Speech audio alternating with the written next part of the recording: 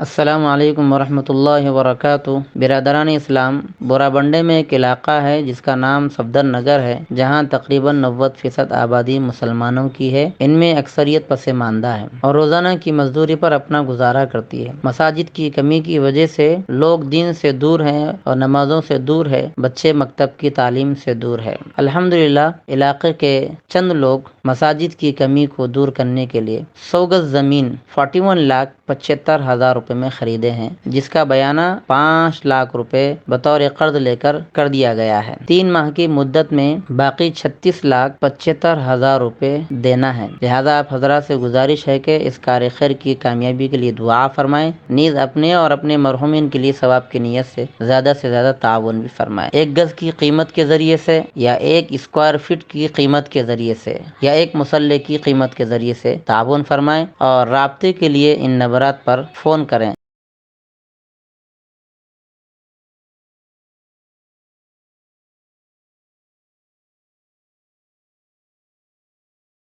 मजलिस तहफ़्फ़ुज़ ख़त्म नबूवत हल्का जुबली हिल्स के सदर और जिनकी फ़िक्रों से, जिनकी मेहनतों से ये इजलास मुनाकिद हुआ है और इस तरीके के इजलास मुनाकिद होते हैं इलाक़े के अंदर में, हज़रत वाला अपने हलक़े से मुताल्लिक़ खुसूसन, वैसे तो पूरे शहर से मुताल्लिक़ खुसूसन जो है ना, हलक़े से मुताल्लिक़ बहुत ज़्यादा फ़िक्रमंद रहते हैं दीनी एतबार से कि हमारे अंदर में दीनदारी आए, मर्दों के अंदर दीनदारी आए, ख़वातीन के अंदर दीनदारी आए, सारा इलाक़ा दीनदार बन जाए, फितनों से बचने वाला बन जाए। कई किस्म के फ़ितने हैं, यहाँ पर बयान नहीं किए जा सकते। 2-3 फितनों को, 4 फितनों को यहाँ पर बयान किया जा रहा है, मौका उतना नहीं है। तो हज़रत वाला की मेहनतों के ज़रिए से यह इजलास मुनाकिद हो रहा है और मुनाकिद हो चुका है। मैं हज़रत वाला से अदबन गुजारिश करता हूँ कि हज़रत वाला फ़ितने शकीलियत से मुताल्लिक़ अपने क़ीमती ख़िताब से हम सबको मुस्तफ़ीद फ़रमाएँ। अस्सलामु अलैकुम वरहमतुल्लाहि वबरकातुहू।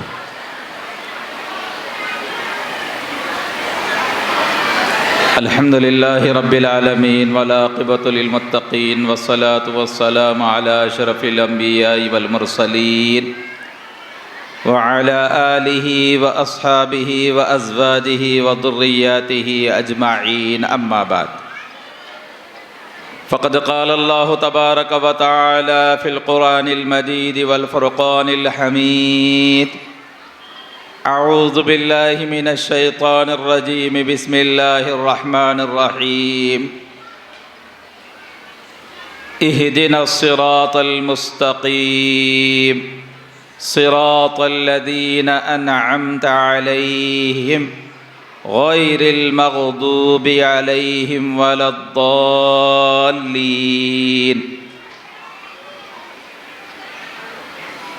वक़ाल रसूलुल्लाहि सल्लल्लाहु अलैहि वसल्लम अल महदी मिन इतरती औ कमा क़ाल अलैहि सलातु व तस्लीम। सदक़ल्लाहुल अज़ीम व सदक़ रसूलुहुन नबियुल करीम व नहनु अला ज़ालिका मिनश शाहिदीन व शाकिरीन वल्हम्दुलिल्लाहि रब्बिल आलमीन। सबसे पहले बाइसे कायनात, फ़क़्र मौजूदात, हबीब किबरिया, इमामुल अंबिया, रहमतुल लिल आलमीन, शफ़ीउल मुज़नबी, ख़ातिमुन नबिय्यीन, मुअल्लिम इंसानियत, मोहसिन कायनात, आक़ाए नामदार अहमद मुज्तबा मोहम्मद मुस्तफ़ा सल्लल्लाहु अलैहि वसल्लम के दरबार गौहरबार में 3 मरतबा दरूद शरीफ पढ़ ले। अल्लाहुम्मा सल्लि अला मुहम्मद व अला आलि मुहम्मदिन कमा सल्लैता अला इब्राहीम व अला आलि इब्राहीम इन्नका हमीदुम मजीद। अल्लाहुम्मा सल्लि अला मुहम्मद व अला आलि मुहम्मदिन कमा सल्लैता अला इब्राहीम व अला आलि इब्राहीम इन्नका हमीदुम मजीद। अल्लाहुम्मा सल्लि अला मुहम्मद व अला आलि मुहम्मदिन कमा सल्लैता अला इब्राहीम व अला आलि इब्राहीम इन्नका हमीदुम। मोहतरम व मुकर्रम काबिल एहतराम तक़द्दुस माब, मेरी माँ और बहनें, अज़ीज़ मुअल्लिमात, प्यारी तालिबात, जैसा कि आप लोग जानते हैं कि आज के इस ख़त्म नबूवत कॉन्फ्रेंस का ये आखिरी बयान है। उसके बाद सदर मोहतरम की सदारती ख़िताब होगा, दुआ होगी। मेरी आप तमाम ख़वातीन से मुअद्दबाना इल्तिमास है कि अपनी आवाज़ें बंद कर दें। खुदा के वास्ते सबसे पहले अपनी आवाज़ें बंद कर दे। मैं आपसे ये नहीं कह रहा हूँ कि अपनी आवाज़ें पस्त करे, कम करे, ये नहीं कह रहा हूँ। अपनी आवाज़ें बिल्कुल बंद कर दें, क्योंकि आपकी हल्की हल्की आवाज़ें एक तूफ़ान बर्पा कर रही है, एक शोर बपा हो रहा है।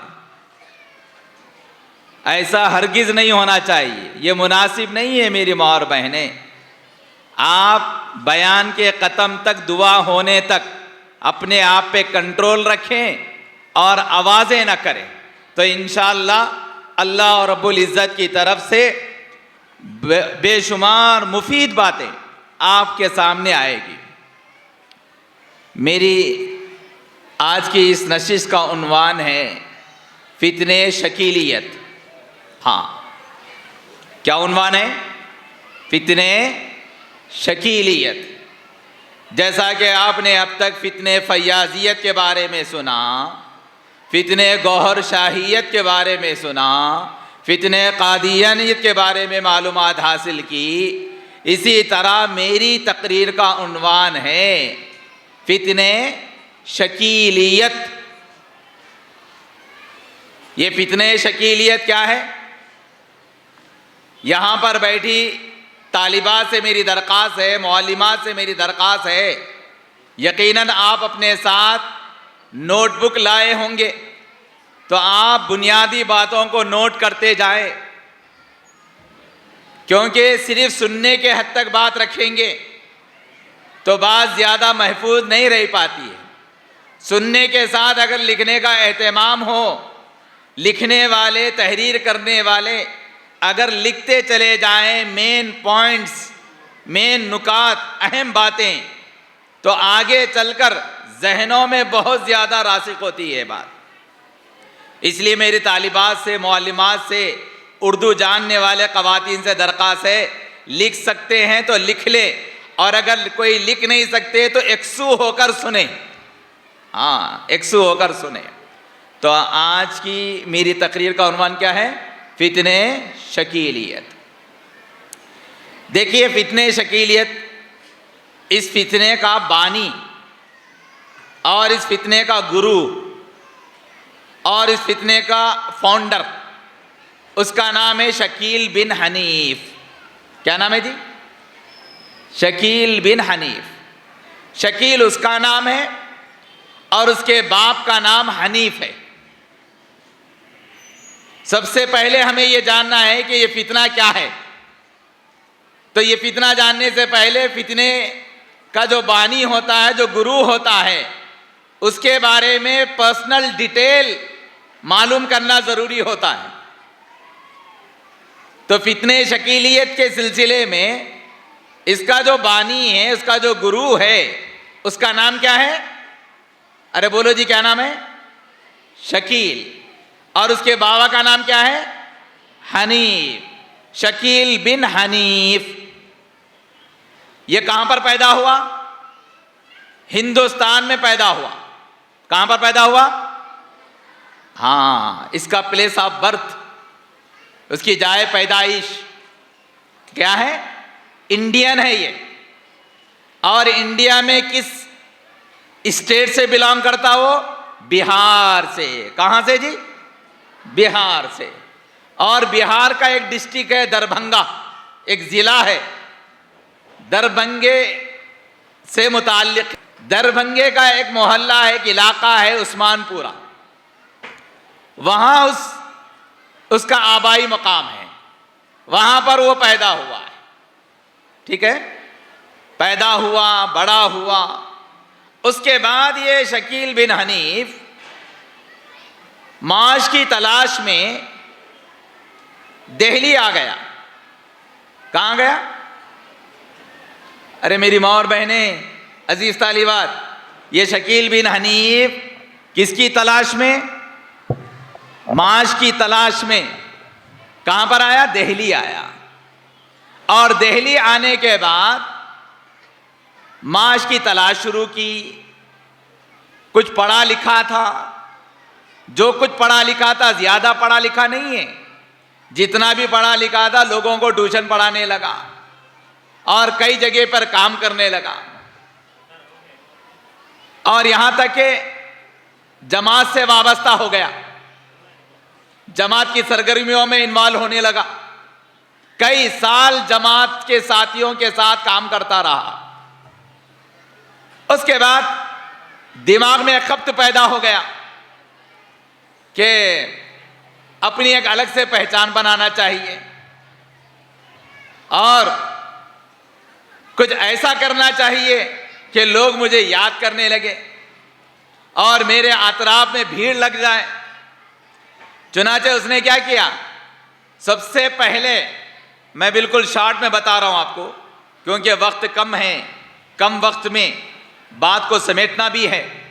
तो उसने सबसे पहले मेहदी होने का दावा किया। क्या किया? अरे बोलो जी मेरी माँ और बहनें, मेहदी होने का दावा किया एक। और फिर उसके बाद आगे चलकर ईसा इब्ने मरियम होने का दावा किया, दो। तो देखिए, शकील बिन हनीफ सबसे पहला दावा इसका अपने आप को मेहदी होने का, और उसके बाद उसका दूसरा दावा ईसा इब्ने मरियम होने का, ईसा इब्ने मरियम होने का। ये दो दावे उसने किए। और आजकल जैसा कि सुनने में आ रहा है कि अपने आप को नबी होने का भी दावा किया है, लोग उसको नबी मानने लगे, नौज बिल्ला, बस। और वो इससे जाता है। इससे पहले एक रिकॉर्ड है, जितने लोगों ने भी पहले मेहदी अली रिजवां के होने का दावा किए, फिर ईसा इब्ने मरियम होने का दावा किए, वो आगे चलकर क्या करते? अपने नबी होने का भी दावा कर देते। तो देखिए मेरे माँ और बहनें, फितने शकील बिन हनीफ की ये अहम मालूमात है कि उसने सबसे पहले क्या किया? मेहदी होने का दावा किया और फिर ईसा इब्ने मरियम होने का दावा किया। तो अब हमें यह मालूम करना है कि मेहदी अली रिजवां कौन है और असली मेहदी अली रिजवां कौन है, और ईसा इब्ने मरियम के बारे में हमें मालूमात होना चाहिए। याद रखें, जिस मुसलमान को, जिस माँ को, जिस बहन को, जिस बेटी को असली मेहदी अली रिजवां के बारे में मालूमात होगी और ईसा इब्ने मरियम के बारे में मालूमात होगी, तो यकीनन ऐसे लोग शकील बिन हनीफ का शिकार नहीं होते, फितने शकीलियत से मुतासिर नहीं होते। ऐसे ही लोग फितने शकील बिन हनीफ से मुतासिर होते हैं जो लोग असली मेहदी अली रिजवां के बारे में नहीं जानते और जिनको हज़रत ईसा इब्ने मरियम अलैहिस्सलातु के बारे में मालूमात नहीं होती।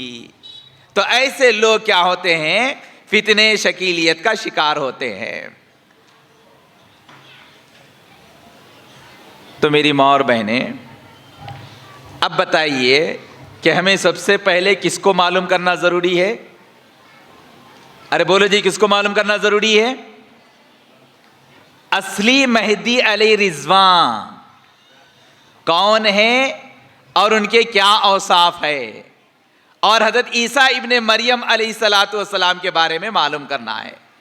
जब इनके बारे में हम मालूम कर लेंगे तो खुद ब खुद फितने शकीलियत की हकीकत हमारे सामने आश्कारा हो जाएगी। मार्केट में एक असली चीज़ होती है और मार्केट में कई नकली चीज़ें भी होती है। और नकली चीज़ें ऐसी होती है बाज़ मर्तबा कि आदमी पहचान नहीं सकता और नकली को असली समझ लेता है। लेकिन जिन लोगों को असली पहचानने का हुनर आ जाए, मालूमात हो जाए, तो यकीनन ऐसे लोग क्या है, नकली चीज़ों को इख्तियार नहीं करते। जैसा कि हमारे माएँ बहनों को कपड़ों के बारे में नॉलेज रहता, कपड़ा असली है या नकली है ना। तो जिन खातून को मालूम है कि यह कपड़ा रेशम का कपड़ा है या सिल्क का कपड़ा है, अगर असली है तो वो पहचान लेते हैं, नकली कपड़े को क्या कर देते, इनकार कर देते हैं। माँ बहनों को खाने पीने चीज़ों की असली और नकली होने का फर्क रहता है। तो जिन माँ और बहनों को असली की पहचान है तो वो नकली कपड़ा नहीं खरीदती।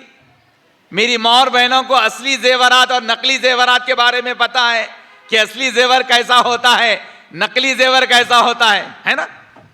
अरे बोलो जी, है नहीं?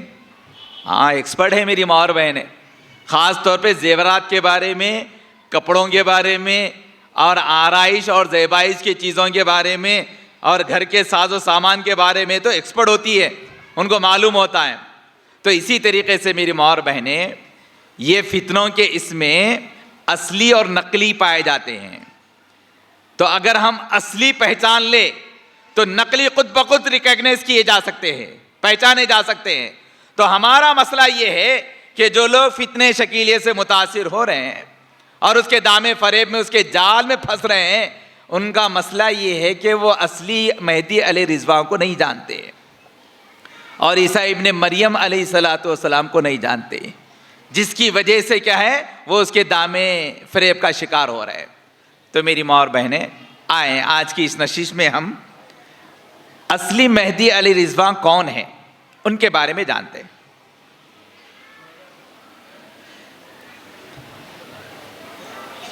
रसूलुल्लाह सल्लल्लाहु अलैहि वसल्लम ने मेहदी अलैहि रिज़वान के बारे में पेशिन गोइयां फरमाई। किसने जी? अरे मेरी माँ और बहनें बोलो, किसने? हाँ, सच्चे रसूल ने, सबसे ज़्यादा सच बोलने वाले और सबसे ज़्यादा हकीकत बयान करने वाली ज़ात हज़रत मोहम्मद मुस्तफ़ा सल्लल्लाहु अलैहि वसल्लम ने हज़रत मेहदी अलैहि रिज़वान के बारे में क्या किए, तफसीलात बताई, डिटेलिंग दी हमको। क्या दिए? रसूलुल्लाह सल्लल्लाहु अलैहि वसल्लम के बेशुमार अहादीस, 10 नहीं, 20 नहीं, 50 नहीं, सव्वों के हदीसें हैं मेहदी अलैहि रिज़वान के बारे में। कितने? सव्वों के हदीसें हैं मेहदी अलैहि रिज़वान के बारे में, असली मेहदी अलैहि रिज़वान के बारे में। सबसे पहले रसूलुल्लाह सल्लल्लाहु अलैहि वसल्लम ने मेहदी अलैहि रिज़वान के बारे में फरमाया, अल मेहदी मिन्नी, मेहदी मुझसे है, वल मेहदी मिन इतरती, और मेहदी मेरे ख़ानदान से है। मेहदी अलैहि रिज़वान ये अहले सुन्नत वल जमात का एक मुसल्लमा अकीदा है कि क़ुर्बे क़यामत, क़यामत के करीब में मेहदी अलैहि रिज़वान का ज़ुहूर होगा, वो पैदा होंगे, मेहदी अलैहि रिज़वान पैदा होंगे। तो उसके बारे में रसूलुल्लाह सल्लल्लाहु अलैहि वसल्लम ने ये फरमाया, मेरी माँ और बहनें, कि मेहदी अलैहि रिज़वान सबसे पहले मेरे ख़ानदान में से होंगे। और मेरे ख़ानदान में से भी किसमें से? मेरे ख़ानदान में से भी फातिमा रज़ी अल्लाह ताला अन्हा के नस्ल से होंगे। हाँ। और फातिमा रज़ी अल्लाह ताला अन्हा के 3 साहिबजादे मशहूर, हसन रज़ी अल्लाह ताला अन्हु, हुसैन रज़ी अल्लाह ताला अन्हु, हज़रत मोहसिन रज़ी अल्लाह ताला अन्हु। मोहसिन रज़ी अल्लाह ताला का इंतकाल तो बचपन में ही हो गया था। हसन रज़ी अल्लाह ताला के ज़रिए से और हुसैन रज़ी अल्लाह ताला के ज़रिए से हज़रत फातिमा रज़ी अल्लाह ताला का सिलसिला आगे चला है। तो मेहदी अलैहि रिज़वान जो असली मेहदी है वो फातिमा रज़ी अल्लाह ताला अन्हा के बड़े साहिबजादे हसन रज़ी अल्लाह ताला अन्हा, बाप की तरफ से हसन रज़ी अल्लाह ताला की तरफ से होंगे, फातिमा के ख़ानदान से होंगे, और बाप की तरफ से हसनी होंगे और माँ की तरफ से हुसैनी होंगे। ये किसने कहा? रसूलुल्लाह सल्लल्लाहु अलैहि वसल्लम ने बताया। और एक मरतबा हज़रत अली रज़ी अल्लाह ताला अन्हु ने अपने बेटे हज़रत हसन रज़ी अल्लाह ताला अन्हु को देखकर कहा कि मेरा बेटा सरदार है। रसूलुल्लाह सल्लल्लाहु अलैहि वसल्लम ने फरमाया ये मेरा बेटा मेरी कौम का सरदार बनेगा, और उसकी नस्ल में एक इमाम आएंगे जो रसूलुल्लाह सल्लल्लाहु अलैहि वसल्लम के मुशाबे रहेंगे, ज़ाहिरी शक्ल सूरत में, फीचर में, देखने के एतबार से, नक्शो निगारी के एतबार से वो रसूलुल्लाह सल्लल्लाहु अलैहि वसल्लम के जैसे होंगे। यानी जैसे रसूलुल्लाह सल्लल्लाहु अलैहि वसल्लम का क़द, वैसे इमाम मेहदी अलैहि रिज़वान का क़द होगा। जैसे रसूलुल्लाह सल्लल्लाहु अलैहि वसल्लम के बाल, ऐसे ही मेहदी अलैहि रिज़वान के बाल, और जैसी रंगत रसूलुल्लाह सल्लल्लाहु अलैहि वसल्लम की, वैसी रंगत हज़रत मेहदी अलैहि रिज़वान की। और जो नुकूश, पूरे नहीं तकरीबन नुकूश रसूलुल्लाह सल्लल्लाहु अलैहि वसल्लम के मुशाबे रहेंगे। और अखलाक में, किरदार में, कैरेक्टर में हज़रत हसन रज़ी अल्लाह तआला के जैसे होंगे। किसके जैसे होंगे? हज़रत हसन रज़ी अल्लाह तआला के जैसे होंगे। फिर रसूलुल्लाह सल्लल्लाहु अलैहि वसल्लम ने फरमाया मेहदी मदीने मुनव्वरा में पैदा होंगे। कहां पर पैदा होंगे जी? मेहदी, अरे बोलो जी, कहां पर पैदा होंगे? मदीने मुनव्वरा। कहां पर है मदीना मुनव्वरा? कहां पर है? कहां है? इंडिया में है? अरब में है ना? हाँ, गल्फ में है मदीने मुनव्वरा। तो मेहदी अलैहि रिज़वान कहां पर पैदा होंगे? मदीने मुनव्वरा में पैदा होंगे। और मेहदी अलैहि रिज़वान का असल नाम क्या होगा? मोहम्मद होगा। लिख लो, असल नाम क्या होगा? मोहम्मद होगा। और उनके वालिद का नाम क्या होगा? अब्दुल्ला होगा। हाँ, ये रसूलुल्लाह सल्लल्लाहु अलैहि वसल्लम ने फरमाया इस्मुहु इस्मी, उसका नाम इस्मी, मेरा नाम होगा। वह इस्मु अबी ही इस्मु अबी, और उसके बाप का नाम मेरे बाप का नाम होगा। क्या तफसीलात है, देखिए रसूलुल्लाह सल्लल्लाहु अलैहि वसल्लम के बनाए। तो मेहदी अलैहि रिज़वान का असल नाम क्या होगा? मोहम्मद होगा, जैसा रसूलुल्लाह सल्लल्लाहु अलैहि वसल्लम का असल नाम मोहम्मद। फिर रसूलुल्लाह सल्लल्लाहु अलैहि वसल्लम के वालिद बुजुर्गा का नाम क्या है? अब्दुल्ला है। तो मेहदी अलैहि रिज़वान के वालिद का नाम क्या होगा? अब्दुल्ला होगा। बात समझ में आई? चलिए, नाम मालूम हो गया, फादर का नाम मालूम हो गया, प्लेस ऑफ बर्थ मालूम हो गया। असल मेहदी अलैहि रिज़वान के बारे में मालूम हुआ नहीं हुआ? मालूम। अच्छा, और हदीस में आता है कि मेहदी अलैहि रिज़वान के पैदा होने से पहले, उनके ज़ुहूर से पहले पूरी दुनिया में कई अहम वाक़यात रोनुमा होंगे। कई अहम वाक़यात, 8 अहम वाक़यात का जिक्र किया गया है, जिसमें एक बात यह है कि मुल्क इराक़ और मुल्क शाम की नाकाबंदी होगी एक, और दूसरी बात यह है कि दरिया फुरात से सोने का पहाड़ निकलेगा, जिसको हासिल करने के लिए बहुत बड़ी खूनरेजी होगी, आलमी खूनरेजी होगी। और तीसरी चीज, सुफियानी लश्कर का खुरूज होगा, जो हर तरफ क्या करेंगे? मुसलमानों को ख़त्म करने की कोशिश करेगा। और इसी तरीके से ईसाइयों की तरफ से मुल्क शाम पर यलगार होगी, मुल्क शाम पर यलगार होगी। और इसी तरीके से आलमी सतह पर कुल्ली तौर पर मुसलमानों में और ईसाई में मुआहदा होगा, दोनों मिल जाएंगे और अपने दुश्मनों का मुकाबला करेंगे। और इसी तरीके से मीना में खून रेजी होगी, और ज़ुहूर मेहदी से पहले वालिए हिजाज की वफ़ात होगी, और नफ्से ज़किया एक बड़े बुजुर्ग होंगे, वो कत्ल कर दिए जाएंगे। ये 8 बड़े बड़े अलामतें हैं, सिम्टम्स है, जो मेहदी अलैहिस्सलाम के ज़ाहिर होने से पहले होंगे। ये 8 चीज़ें। उसके बाद मेहदी अलैहि रिज़वान का ज़ुहूर कैसे होगा? वो तो पैदा तो मदीने में होंगे। जब मदीने के वाली का इंतकाल होगा तो उसके बाद खलीफे बनाए जाने के बारे में लोगों में इख्तिलाफ होगा।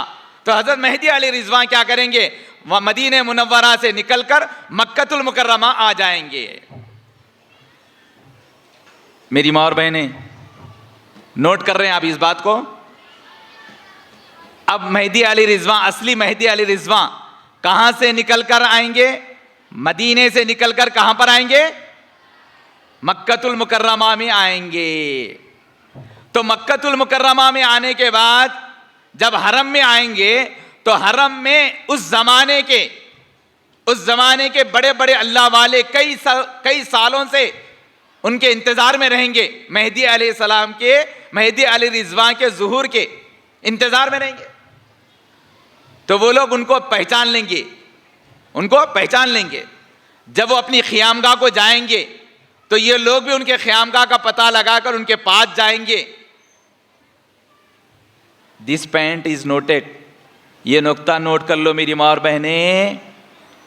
सारे लोगों का पोस्टमार्टम हो जाएगा जो बाद में मेहदी अली रिजवां का क्या करते हैं, दावा किए थे, वो उनकी हकीकत बिल्कुल सामने आ जाएगी।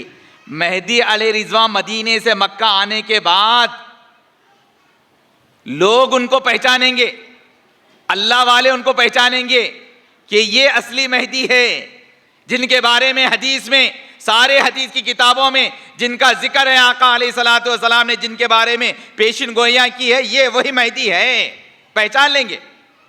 तो उसके बाद उनकी खिदमत में जाकर क्या करेंगे, मेहदी अली रिजवां के पास जाकर उनको मनाकर लाएंगे, हजरे असवद और मकाम इब्राहिम के सामने लाकर ये कहेंगे कि आप वही मेहदी है जिसका जिक्र रसूलुल्लाह सल्लल्लाहु अलैहि वसल्लम ने किया है, जिसका जिक्र रसूलुल्लाह सल्लल्लाहु अलैहि वसल्लम ने किया है।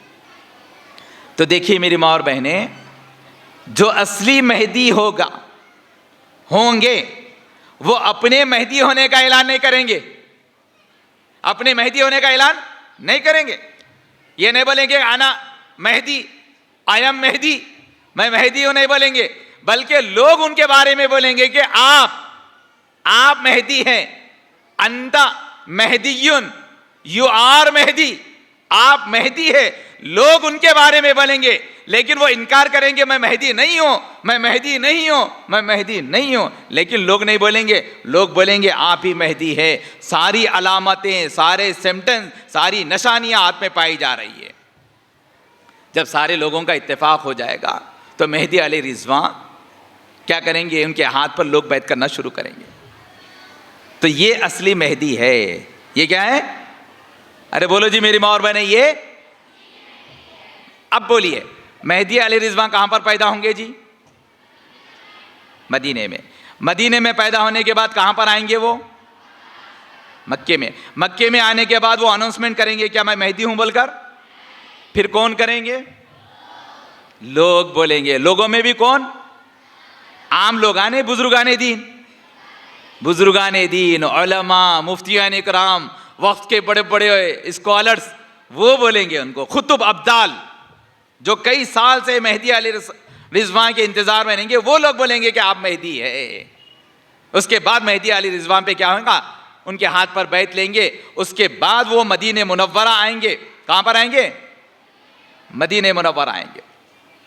जैसे ही लोगों को मालूम होगा कि मेहदी अली रिजवां का ज़ुहूर हो चुका है और लोग उनके हाथ पर बैत कर रहे हैं, तो सुफियानी लश्कर जो पहले निकला था वो एक दस्ता भेजेगा उनके पास, उनको ख़त्म करने के लिए मक्कतुल मुकर्रमा। तो वो सुफियानी लश्कर का दस्ता, सुफियानी लश्कर नहीं, सुफियानी नहीं आएगा, उसका एक दस्ता आएगा। तो मकाम बैदा पे पहुंचने से पहले वो ज़मीन में धंस जाएगा। कैसा धंसेगा मालूम है? उसकी भी तफसील हदीस में मौजूद है कि उसका जो दस्ता रहेगा, दरमियानी हिस्सा ज़मीन में धंस जाएगा। तो उसका अगले वाले लोग क्या करेंगे, पिछले वालों को बाखबर करेंगे। जब तक बाखबर करेंगे तो दोनों फिर ज़मीन में धंस जाएंगे। सारा का सारा दस्ता क्या हो जाएगा, ज़मीन में धंस जाएगा। सिवाय एक आदमी बचेगा जो जाकर सुफियानी को इत्तला देगा कि वो सारा दस्ता क्या हो चुका है, ज़मीन में धंस चुका है।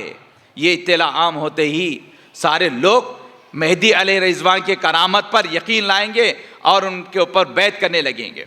उसके बाद मेहदी अली रिजवां मदीना आएंगे। मदीने में आकर रसूलुल्लाह सल्लल्लाहु अलैहि वसल्लम के रोज़े की ज़ियारत करके मुल्क शाम की तरफ जाएंगे। कहाँ पर जाएंगे? हाँ, पहले मदीने से मक्का आए थे ना। सबसे पहले मेहदी अली रिजवां कहाँ से कहाँ आए थे? मदीने से मक्का आए थे। फिर उसके बाद फिर मक्के से कहाँ जा रहे? मदीना जा रहे।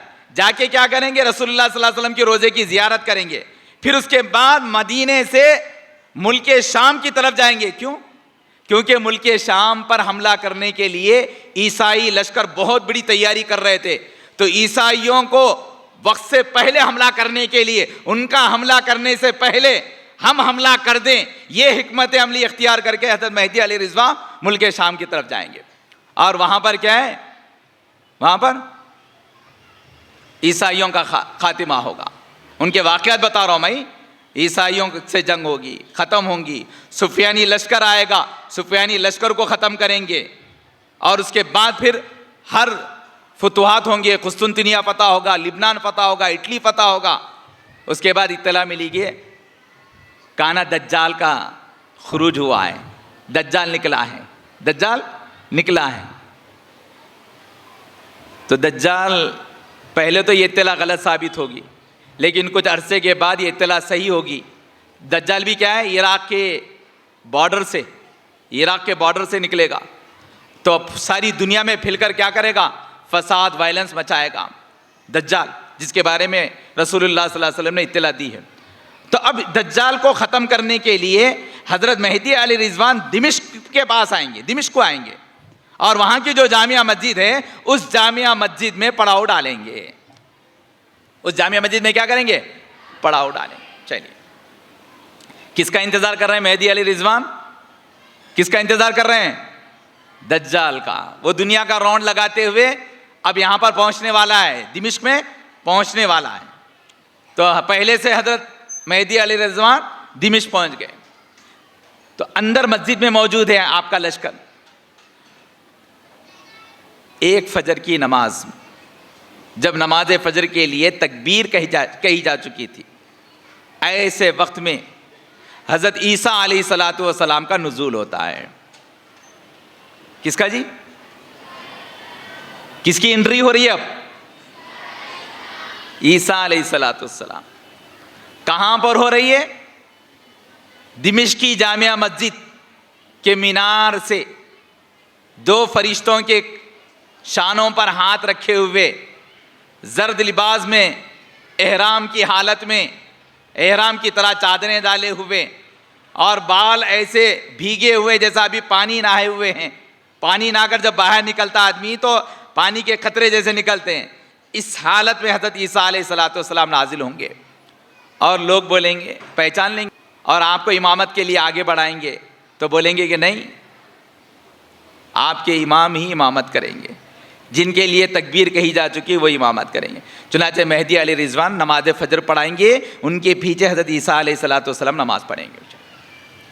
ये ईसा अलैहिस्सलातु वस्सलाम कौन है जी? कौन है? ये ईसा इब्ने मरियम है। ये ईसा इब्ने मरियम है। रसूलुल्लाह सल्लल्लाहु अलैहि वसल्लम से पहले 600 साल पहले जो ईसा इब्ने मरियम थे, पैदा हुए, वही ईसा इब्ने मरियम है। ये कोई नए नहीं है, वही ईसा इब्ने मरियम जिनको अल्लाह ने अपनी कुदरत से बगैर बाप के पैदा किया था। आदम अलैहिस्सलाम के बाप कौन है जी? अरे बच्चियों, खवातीन, बोलो जी, आदम के बाप कौन है? आदम की माँ कौन है? कोई नहीं, पक्का, कंफर्म? चलिए, शाबाश। अब ये बताओ, ईसा अलैहिस्सलाम के बाप कौन है? कोई नहीं, कोई नहीं। ऐसा कैसा जी? बगैर बाप के भी कोई पैदा होता? हो सकता क्या? हो सकता, अल्लाह की कुदरत से हो सकता, अल्लाह चाहे तो हो सकता। अच्छा, ईसा अलैहिस्सलाम की वालदा का नाम क्या है? मरियम अलैहिस्सलाम। शाबाश। तो मरियम अलैहिस्सलाम से जो पैदा हुए वो कौन है? ईसा अलैहिस्सलाम है। उनके कोई बाप नहीं है। कुरान मजीद में अल्लाह ने इसका जिक्र किया है, जैसा हमने बगैर माँ बाप के आदम को पैदा किया है अपनी कुदरत से, ऐसे ही हमने क्या किया? ईसा को बगैर बाप के पैदा किया है। ये नमूना अल्लाह रब्बुल इज्जत ने बताया। तो रसूलुल्लाह सल्लल्लाहु अलैहि वसल्लम से कितने साल पहले आया ईसा अलैहिस्सलाम? ये 2000 है ना जी, 2000 23 है ना, और हिजरी साल क्या है 1444, 1444 है ना। तो रसूलुल्लाह सल्लल्लाहु अलैहि वसल्लम की पैदाइश से तकरीबन 600 साल पहले हज़रत ईसा अलैहिस्सलाम का दौर था। तो वो ईसा अलैहिस्सलाम फिर कब आ रहे हैं? अब जब क़ियामत आएगी, जब मेहदी अलैहिस्सलाम का ज़ुहूर हो जाएगा और दज्जाल निकल जाएगा, उस वक्त में हज़रत ईसा अलैहिस्सलाम आएंगे। आई बात समझ रहे हैं? अच्छा, रसूलुल्लाह सल्लल्लाहु अलैहि वसल्लम से पहले पैदा हुए और फिर अब आ रहे हैं, अब तक कहाँ हैं फिर ईसा अलैहिस्सलाम? कहाँ हैं जी? आसमान पे। शाबाश। हुआ ये बेटे कि यहूदियों ने हज़रत ईसा अलैहिस्सलाम को क़त्ल करने की साजिश की, तैयारी कर ली, तो अल्लाह ने अपनी कुदरत से ईसा इब्ने मरियम को आसमान पर उठा लिया। कहाँ पर उठा लिया? जिंदा मुर्दा? जिंदा। शाबाश। राइट नो, इस वक्त हज़रत ईसा अलैहिस्सलाम कहाँ पर है? आसमानी दुनिया पर है ना। ये कुरान का अकीदा है, ये हदीस का अकीदा है, ये तमाम अहले सुन्नत वल जमात का अकीदा है ना। तो जो ईसा इब्ने मरियम रसूलुल्लाह सल्लल्लाहु अलैहि वसल्लम के से पहले पैदा हुए, जिन पर इंजील नाजिल हुई, कई साल वो इस दुनिया में रहे और जिंदा आसमान पर उठा लिए गए, तो अल्लाह तबारक व तआला क्या करेंगे? क़ियामत से पहले उसी ईसा अलैहिस्सलाम को, ईसा इब्ने मरियम को क्या करेंगे? दोबारा भेजेंगे। उन्होंने पैदा नहीं होंगे, वो पैदा होंगे क्या? दुनिया में किसी से पैदा होंगे दोबारा? नहीं। ऑलरेडी जो मरियम अलैहिस्सलाम से पैदा हुए, वही ईसा अलैहिस्सलाम क्या होंगे दुनिया में? नुज़ूल। इसलिए हदीसों में देखेंगे ईसा अलैहिस्सलाम के ज़ुहूर का लफ्ज़ नहीं है, उनकी पैदाइश का लफ्ज़ नहीं है, नुज़ूल ईसा अलैहिस्सलाम नाजिल होंगे। और नाजिल कहते हैं ऊपर से नीचे आना। नाजिल होना किसे कहते हैं? ऊपर से नीचे आना। चूंकि ईसा अलैहिस्सलाम अब दोबारा जब आएंगे तो ऊपर से क्या आएंगे? नीचे आसमान जमीन पर आएंगे, इसलिए उसके लिए क्या लफ्ज़ इस्तेमाल किया जाता है? नुज़ूल ईसा। और मेहदी अली रिजवान के बारे में क्या बोलते हैं? ज़ुहूर मेहदी। क्योंकि वो पैदा होंगे, वो क्या होंगे? पैदा होंगे। आई बात समझ में? तो देखिए अजीज तालिबात, मेरी माँ और बहनें, मेहदी अली रिजवान अलग एक शख्स है ना? अलग है नहीं है? और ईसा इब्ने मरियम अलग है नहीं है? है नहीं है? दोनों अलग अलग है, दोनों अलग अलग है। ये बात तो तय हो गई ना? कंफर्म है ना? मेहदी अली रिजवान अलग पर्सनालिटी, ईसा इब्ने मरियम अलग पर्सनालिटी। दोनों को मिला सकते क्या? दोनों मिला के एक हो सकते क्या? हो सकते क्या जी? बोलो। नहीं हो सकते, हरगिज नहीं हो सकते। ये शकील बिन हनीफ, अब आ जाइए शकील बिन हनीफ की तरफ। ये शकील बिन हनीफ जो अब जिंदा है, जो क्या है? अब जिंदा है।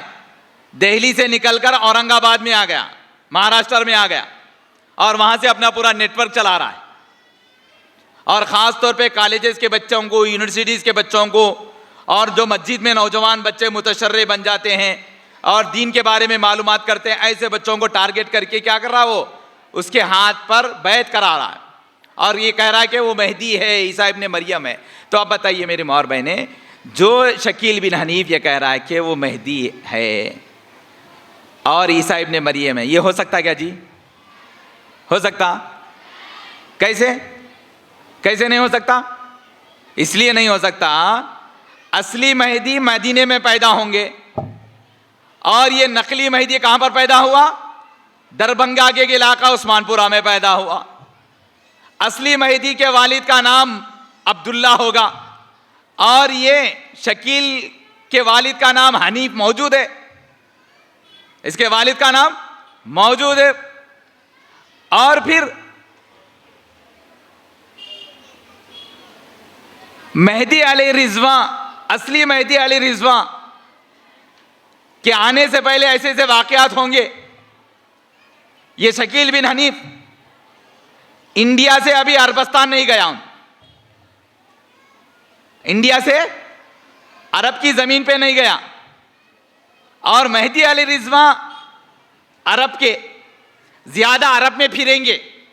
बाद में जब ईसा अलैहिस्सलाम से मिलकर दज्जाल को खत्म कर देंगे, मेहदी अली रिजवा दोनों मिलकर, और खास तौर पे हजरत ईसा अलैहिस्सलाम क्या करेंगे, दज्जाल को खत्म करेंगे नेज़े से इस्राइल की सरजमीन मुकाम लुत पर।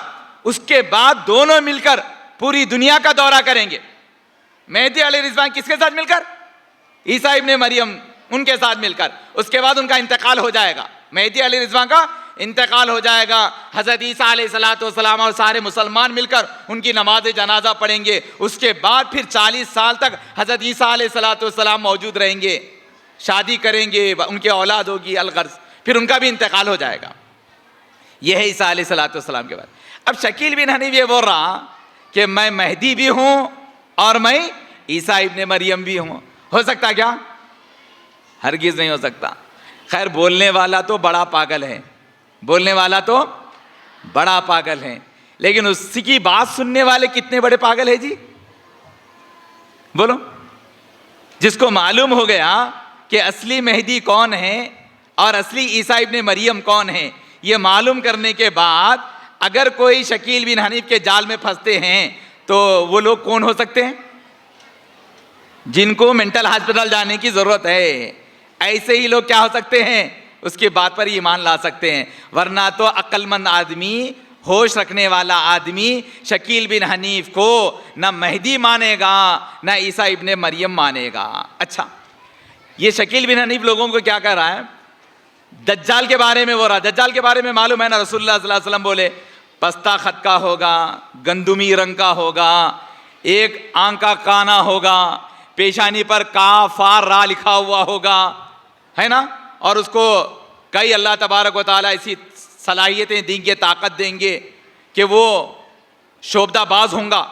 क्या होगा? शोबदाबाज होगा। एक हाथ में जन्नत लेकर फिरेगा, एक हाथ में दोजख होगी उसकी, लोगों को गुमराह करेगा।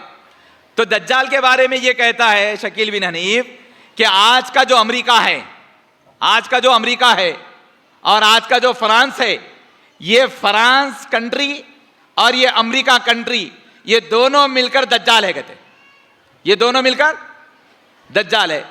जबकि रसूलुल्लाह सल्लल्लाहु अलैहि वसल्लम ने दज्जाल किसको कहा? एक इंसान को दज्जाल करार दिया है, एक इंसान को दज्जाल करार दिया है। और शकील बिन हनीफ नौजवानों को गुमराह कर रहा है, लोगों को बोल रहा है कि दज्जाल से मुराद क्या है?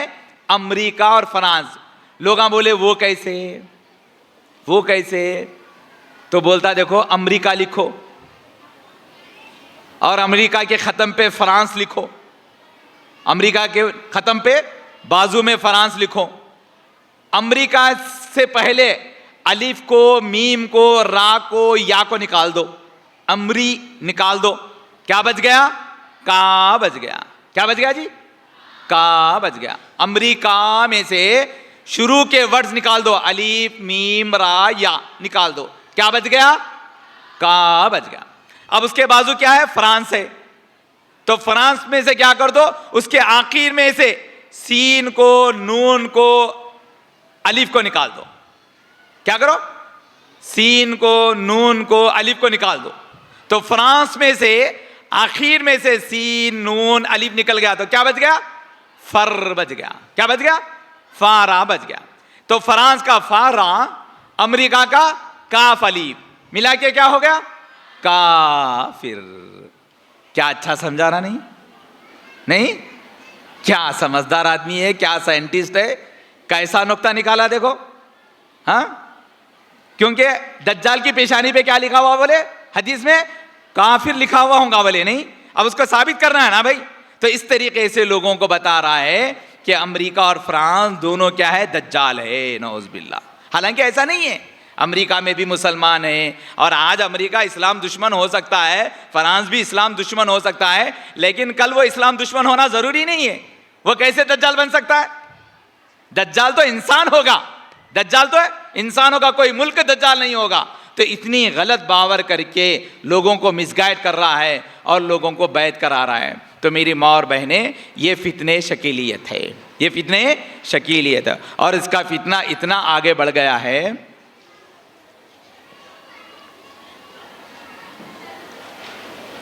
ये अब सिर्फ मेहदी अली रिजवान की हद तक नहीं है, ईसा इब्ने मरियम की हद तक नहीं है, बल्कि अपने आप को नबूवत का दावा करने लगा है।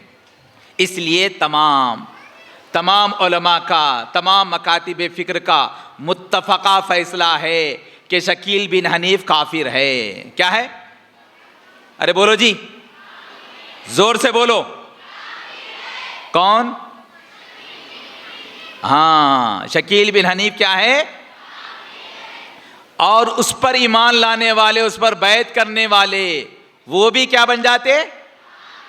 काफिर बन जाते। हाँ, जाहिर बात है ना। हाँ, इसलिए मेरी माँ और बहनें, अपने बच्चों को, अपने नौजवानों को, अपने मर्दों को और ख़ुद को शकील बिन हनीफ के फितने से बचाओ। और उसकी मैंने ये अलामतें बता दी है कि वो ख़ास तौर पे कॉलेज, यूनिवर्सिटीज़ और मस्जिद के नुक्कड़ों पर बच्चों को पकड़ते हैं और उनकी जहन साजी करते हैं और उनको होटलों को ले जाते हैं, पार्टियों में ले जाते हैं धीरे धीरे। और समझ लो, अपने घर में अगर अपना नौजवान बच्चा अलामत क़यामत के बारे में कुछ बात कर रहा है फ़ोनों पर, और मेहदी अली रिजवान के बारे में कुछ बात कर रहा है, ईसा इब्ने मरियम के बारे में बात कर रहा है, और ये कह रहा है कि भाई ईसा आ चुके हैं, मेहदी आ चुके हैं, अगर अपना बच्चा, मेरी माँ और बहनें, गौर से अपने बच्चों की फ़ोनी गुफ्तगू पे नज़र रखो और उसके एक्टिविटीज़ पे नज़र रखो। ख़ास तौर पे कॉलेजेस में पढ़ने वाले अपने बच्चों पे नज़र रखो कि अगर अपना बच्चा ऐसे एक्टिविटीज़ में है और उसकी ज़बान से ऐसे अल्फाज निकल रहे हैं, तो समझ लेना चाहिए कि वो शकील बिन हनीफ के चक्कर में फंसना जा रहा है, उसका शिकार होने जा रहा है। तो फ़ौरन आप क्या करें, अपने इलाके के इमाम साहब, उलमा से, जो अथेंटिक उलमा है, अहले सुन्नत वल जमात के जो उलमा है, उनसे रुजू करें, उनके सामने बात रख दे कि हमारे बच्चे की ये एक्टिविटीज़ है और उसकी इस्लाह की फ़िक्र करें। तो ये है फितने शकीलियत। तो फितने शकीलियत के बारे में सारे तफसीलात आपके सामने आ चुके हैं कि मेहदी, असली मेहदी अली रिजवान और असली ईसा इब्ने मरियम वो अलग शख्सियतें हैं, दो अलग अलग शख्सियतें हैं। लेकिन आज का ये हनीफ बिन शकील बिन हनीफ ये कहता है कि मैं मेहदी भी हूँ, मैं ईसा इब्ने मरियम भी हूँ। ऐसा हो सकता क्या जी? कहाँ हो सकता मालूम? ये हमारे जो हिंदू भाई है ना, हमारे जो हिंदू भाई है, उनका एक अकीदा है कि उनके अंदर किसी की रूह आ सकती, एक से कई लोग आ सकते, उनका एक अकीदा है भाई हुलूल का। तो ऐसे ही लोगों के पास हो सकता है। हम मुसलमानों के पास तो ऐसा कोई तस्वुर नहीं है कि एक आदमी के अंदर मेहदी भी आ जाए और एक आदमी के अंदर ईसा इब्ने मरियम भी आ जाए। अगर ऐसे कोई बात कर रहा है तो समझ लेना चाहिए कि ये कुफरी अकीदा है, उनके कुफरी अकीदा होने में कोई डाउट नहीं है। लिहाजा तमाम उलमा इकराम और हिंदुस्तान के सारे उलमा इकराम का मुत्तफ़क़ा फ़ैसला है कि शकील बिन हनीफ क्या है? काफिर है, और उसके मानने वाले भी काफिर बन जाते हैं। और ऐसे लोगों को अपने कब्रिस्तान में दफनाना नहीं है, और ऐसे लोगों को, ऐसे लोगों की दावतें कबूल करना नहीं है, और ऐसे लोगों से मेल जोल रखना भी नहीं है। क्योंकि अगर हम उन लोगों की दावतों में जाएंगे, उनसे मेल जोल रखेंगे और उनसे ताल्लुकात रखेंगे, तो हम भी कुफ्र में मुब्तला होने के चांसेस पैदा हो जाएंगे। इसलिए मेरी माँ और बहनें, फितने शकीलियत से बहुत ज़्यादा बाखबर होने की ज़रूरत है। ये फितना लोकल फितना नहीं है फैयाज़ की तरह, और स्टेट का नहीं है, सिर्फ तेलंगाना का नहीं है, पूरे इंडिया का मसला है। ये पूरे इंडिया का मसला है, तमाम रियासतों का मसला है। सबसे ज़्यादा इस वक्त में फैलने वाला फितना शकील बिन हनीफ का फितना है, गौहर शाही का फितना है, उसके बाद फैयाज़ी फितना आता है। फैयाज़ी फितना अभी अभी लोकल है और स्टेट बनता जा रहा है, हो सकता है वो भी आगे चल के नेशनल बन जाए, लेकिन सबसे पहले जो नेशनल फितना बना है वो शकील बिन हनीफ का फितना है और गौहर शाही का फितना है। तो हमको फितने गौहर शाही से भी बचना है, और फितने शकील बिन हनीफ से भी बचना है, और फितने फैयाजियत से भी बचना है। मेरी माँ और बहनें, आखिर में जैसा कि आप लोग यहाँ पर सुबह 10 बजे से और इस वक्त तक अल्हम्दुलिल्लाह कई मुख्तलिफ़ अनावीन पे फ़ितनों के बारे में, ईमान लेवा ईमान को मुतासिर करने वाले फ़ितनों के बारे में सुने हैं। इसी तरीक़े से हमारे नौजवानों के लिए और हमारे मर्दों के लिए, सिर्फ नौजवान नहीं, मर्दों के लिए, बड़ी उम्र के मर्द, सारे मर्दों के लिए, अपने भाइयों के लिए, अपने शोहरों के लिए, मेरी माँ और बहनें ज़रा गौर से सुने ये ऐलान। यहाँ पर जितने माएँ हैं वो अच्छी तरह सुन ले, आपके अपने बच्चों के लिए, जितने ख़वातीन हैं उनके अपने शोहरों के लिए, और जितने बहनें हैं उनके भाइयों के लिए 21 जनवरी, 22 जनवरी, 21 जनवरी कब है वो? कब है जी? आने वाला हफ्ता इतवार, आने वाला, आज सैटरडे है ना, 14 जनवरी है ना जी आज, तो आने वाला हफ्ता, तो आने वाला हफ्ता 21 जनवरी है। तो हफ्ते की मगरिब से लेकर 22 जनवरी की इशा तक ईदगाह गोटाला बेगमपेट, जो बोराबंडे को लगकर है, इसी हल्के में है। बोराबंडा जैसा ही क्रॉस होगा तो मस्जिद आलमगीर बड़ी मस्जिद है, तो वहां पर 24 घंटे का खत्मे नबूवत कॉन्फ्रेंस होने जा रही है। कौन सी कॉन्फ्रेंस? हाँ, ये जो आज का जो प्रोग्राम था ये खवातीन की कॉन्फ्रेंस थी, और ये सिर्फ किसके लोगों के लिए थी? अल्लाहपुर, बोराबंडा, सफदरनगर वालों के लिए थी, ये इलाके के लिए। लेकिन 21 और 22 का जो प्रोग्राम हो रहा मर्दों के लिए, नौजवानों के लिए, वो प्रोग्राम पूरे ग्रेटर हैदराबाद के लिए हो रहा। कहां से? अरे बोलो जी, किसके लिए हो रहा? पूरे ग्रेटर हैदराबाद के लिए। तो पूरे ग्रेटर हैदराबाद में जितने असम्बली हलके हैं वहां से पूरे नौजवानों की जमातें आएंगी 24 घंटे के लिए। कितने घंटों के लिए? 24 घंटे के लिए, जिनके लिए खाने का इंतजाम, 4 टाइम के खाने का इंतजाम, उनके लिए चाय का इंतजाम, हर किस्म की सहूलतें उनको प्रोवाइड की जाएगी अल्हम्दुलिल्लाह। तो मेरी दरख्वास्त है मेरी माँ और बहनें, आप लोग नोट कर लें, नोट कर लें, और आपके घर में जितने मर्दाने हैं उनको बोलें हफ्ते के दिन की मसरूफियात ख़त्म कर दो, इतवार के दिन की मसरूफियात ख़त्म कर दे। ये 24 घंटे कहाँ पर जाएं? ईदगाह, बोलो जी, ईदगाह गोटाला बेगमपेट, मस्जिद आलमगीर, मस्जिद आलमगीर, ईदगाह गोटाला बेगमपेट। भेजेंगे ना आप लोग अपने शोहरों को, भेजेंगे अपने बेटों को, भेजेंगे अपने भाइयों को? कब भेजेंगे?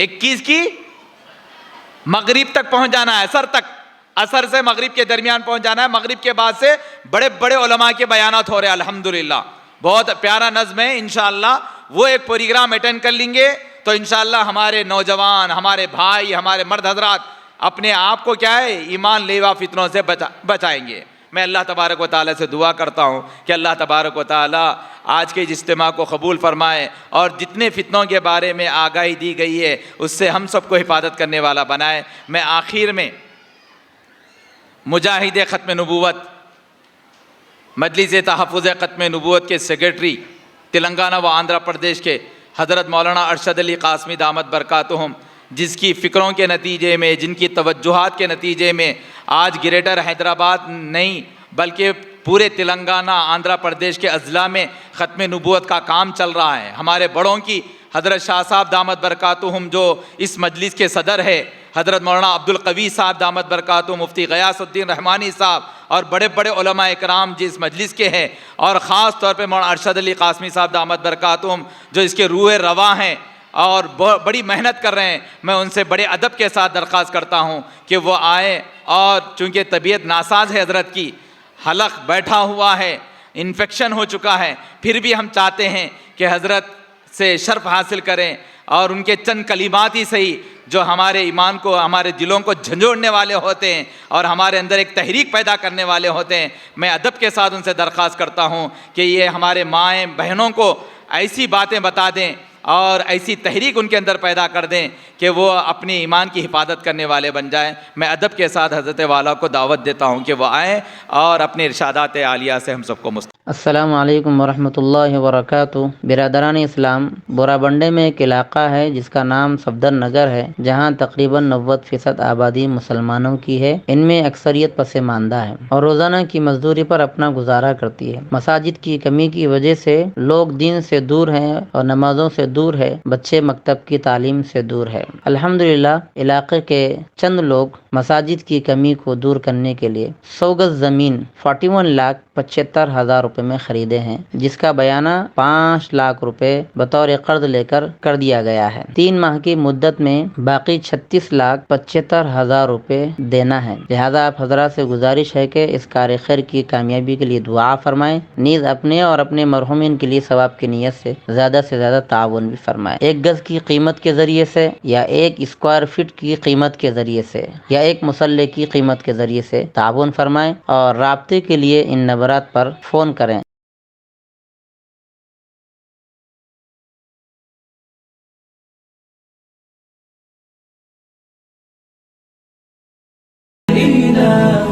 وترى